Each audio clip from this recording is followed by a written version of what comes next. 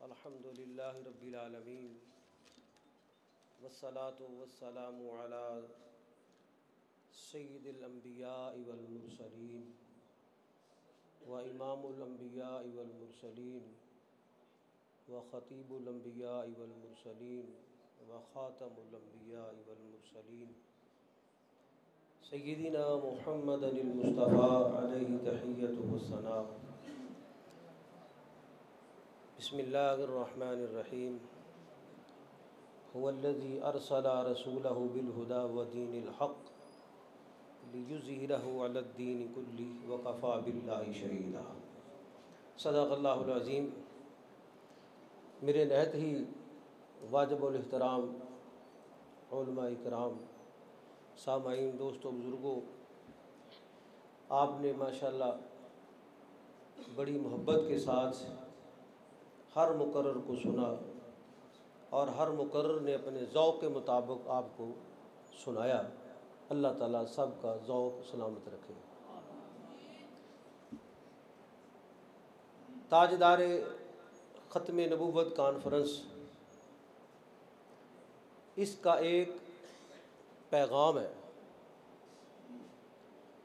मैं पैगाम पर थोड़ी सी बात अर्ज़ करूँगा।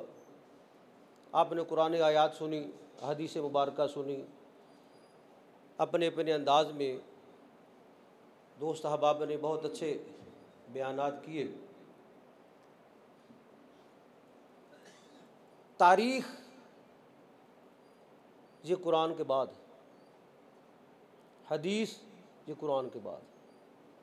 यहाँ कुरान का भी ज़िक्र हुआ, हदीस पाक का भी ज़िक्र हुआ, तारीख़ का भी ज़िक्र हुआ।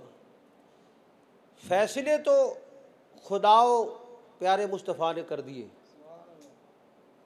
अल्लाह ने फ़ैसला कर दिया कि मैं मोहम्मद के बाद किसी और को नबी बनाकर पैदा ही नहीं करूँगा। आका अलैहिस्सलातु वस्सलाम ने फिर अपने ग़ुलामों को फरमाया, वो हदीस पाक आपने सुन ली। एक और हदीस पाक के दो जुमले हुज़ूर ने फरमाया, अना आखिरुल अंबिया। हुज़ूर ने अपनी तरफ इशारा करके फरमाया, किन को? हज़रत अबू बकर सिद्दीक़ को, हज़रत उमर फ़ारूक को, हज़रत उस्मान गनी को, हज़रत अली मुर्तज़ा को।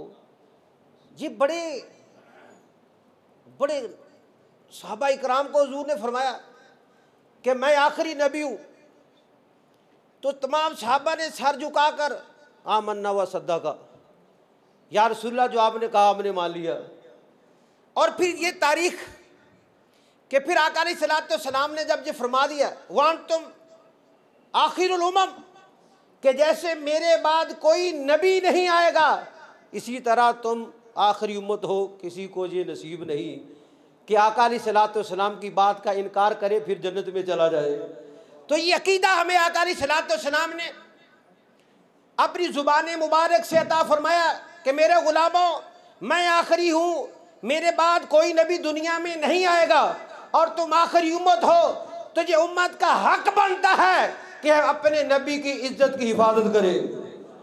ये उम्मत का हक है कि अपने नबी की नामूस की हिफाजत करे। ये उम्मत पर फर्ज है कि उम्मत अपने नबी की तौहीन, अपने नबी की बेअदबी पर बेचैन होकर जैसे मछली पानी के बाहर तड़प तड़प कर मर जाती है, ये उम्मत फिर तड़पे, इतना तड़पे कि इनका तड़पना इश्क़े मुस्तफ़ा में शहादत का दर्जा पा जाए। इसलिए कि अल्लाह ने वो नबी इतनी शान वाला दिया है कि जिस नबी की अज़मतें सारा जहां बयान करता हुआ चला जाए तो एक वस्फ़ में बयान नहीं हो सकता। लेकिन फिर सवाल यही रहेगा कि इतनी उम्मत होने के बावजूद ये जो दज्जाल आ रहे हैं, दज्जालों के हमेती आ रहे हैं, अब यहाँ तारीख़ लेकर खड़े होना है। तारीख़ ये साबित करती है कि मुसलमानों ने असहाबे रसूल से लेकर मौलाना खादिम हुसैन रिज़वी तक। अब मैं तारीख़ अर्ज़ करूँगा थोड़ी सी कि जब बात आई ख़त्म नबूवत की, मुसैलमा ने मेरे आका अलैहिस्सलातु वस्सलाम की बराबरी पर ऐलान कर दिया था। तो फिर ऐलान जहाद करने वाले हज़रत अबू बकर सिद्दीक़ थे। आपकी आवाज़ पर लब्बैक कहने वाले असहाबे रसूल थे। उन असहाबे रसूल ने अपनी जानों का नजराना पेश करके तारीख रकम कर दी, बता दिया मुसलमान अपनी जान, अपने माल, अपने वतन, अपनी रहائश, अपने रिश्तों से नहीं, सबसे बढ़कर मुस्तफ़ा से प्यार करने वाला होता है। तो मेरे दोस्तों, ये तारीख है, ये तारीख हमारे इस्लाफ की है। फिर आओ ये बातें चलती चलती इन तारीख दानों में कितना बड़ा नाम हजरत इमाम मोहम्मद रज़ा खां साहब मुहद्दिस बरेलवी रहमतुल्लाह अलैह, आपके खानवादों का। तो ये तारीख, फिर पाकिस्तान पर सगीर में आओ, हम क्यों तड़प तड़प कर कहते हैं लोगों, ये अकीदा खत्म नबूवत ये बातों से नहीं जिहाद से हल होगा, ये दलाल से नहीं जिहाद से हल होगा। और ये जिहाद के लिए फिर फौज का होना जरूरी नहीं है, मेरे मुस्तफ़ा का एक शेर ही सारे काफिर पर भारी हो जाता है। लेकिन ये अल्लाह की मर्जी है, वो पसंद किसको करता है, ये तारीख है, पसंद किसको करता है। फिर यहाँ हजरत गाजी इल्मुद्दीन शहीद की बात आई, देखो मेरे मुस्तफ़ा के नाम पर जान देने के लिए अल्लाह ने किसको पसंद कर लिया।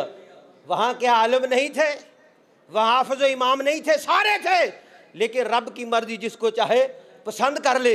फिर देखो आपने वो सुना होगा, फिर जब अल्लाह अपने नबी की इज्जत पर पहरेदारी के लिए किसको पसंद करता है, वो उसके तकबे को नहीं देखता, रब की अपनी मर्जी है, अपनी पसंद है। अल्लाह तबारिक व तआला ने फिर डाकू को पसंद कर लिया, वो नूरा डाकू, उसको अल्लाह ने पसंद कर लिया। तो पता चला ये मुस्तफ़ा करीम की अजमत के लिए, पहरेदारी के लिए रब जिसको पसंद कर लेता है, पहले वो कोई भी हो, उसकी निस्बत कैसी हो, किरदार कैसा हो, जिंदगी कैसी गुजरे, जब उसके हाथ में दामने मुस्तफ़ा आ जाता है, सीने में इश्क़े मुस्तफ़ा आ जाता है, फिर उसको अल्लाह गौसे पाक की जमात में खड़ा कर देता है, दाता अली हजवेरी की जमात में खड़ा कर देता है, उसको ख्वाजा मोइनुद्दीन अजमेरी की जमात में खड़ा कर देता है। फिर बड़े बड़े सादात इकराम उसका जनाजा पढ़कर फख्र करते हैं। ये तारीख है, ये तारीख है। फिर इसी तारीख में चले,